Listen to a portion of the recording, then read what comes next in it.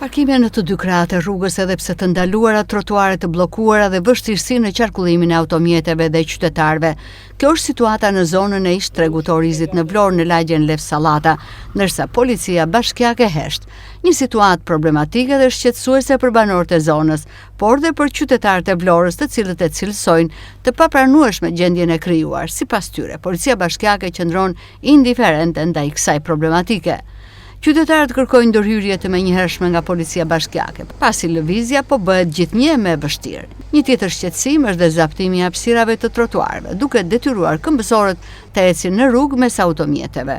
Automjetet që parkojnë aty krah, sa problemi janë, qoftë automjetet dhe trotuarët për juve? Që ka, më falë që zotërisht se jeni djemë të ri, këtu është që organizimi bashkisë, i policisë bashkiake për mendimin tim.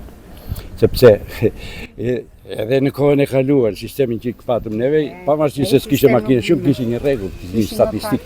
Edhe këtu ka statistikë, por nuk zbatohet. Është problem qarkullimi në dy akra? Problemi i qarkullimit do të që këtu janë makina më shumë se njerëz. Ja, ky është problemi. Janë parkuar në dy akrat e palejueshme. Prandaj mendoj që bashkia, policia bashkiake e ka domethënë si organizim për rivendosje e makinave atje ku duhen, atje ku s'duhen. Jo biten bëjnë që pasale. Në tabel, këtu nuk lejohet parkimi. Të kam edhe unë mendim. Ja, bën tabelat, por nuk respektojnë. Nuk respektojnë. Me job. Kanë shqiptar t'i pagojnë lekët, t'i pagojnë.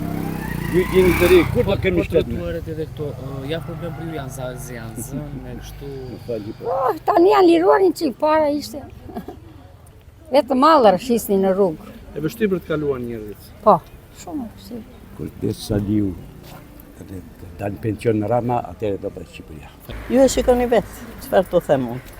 Problemi janë, duhet të bëhet të merret një mas në fakt, sepse ne do esim këtu, aty s'esim fare në mes të rrugës. Janë shqetësime edhe për zjarr fikset, por edhe për ambulancën nëse ka? Patjetër, ja. Po trotuaret, ju pengojnë që janë të zëna pjesën e madhe? Që kuptohet ajo, se ju jeni çuna me shkollë, e kuptoni vetë. Mendimi im është që ambientet e lëvizjes të njerëzve duhet jenë të lira. Qërë në kësaj lagje, po të që kam lëvizur, kam vetë. Sa problem është parkimi automjeteve në aty? O lëre, mos e diskuto fare për skandal. Në çdo vend është skandal këtu në Vlorë. Po të kjo aksi për zjarr fikse, për ambulanca? Është e vështirë, atje shikon vetë, tani kam bërë dhe one way këtu, që nuk kalon dot, edhe duhet të kthehesh andea. Se di se si do vej muhabeti parkimit, është shumë e vështirë këtu në Vlorë.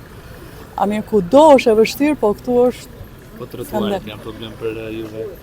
Trotuaret këtu janë problem, po trotuaret në bulevard janë shumë të mira.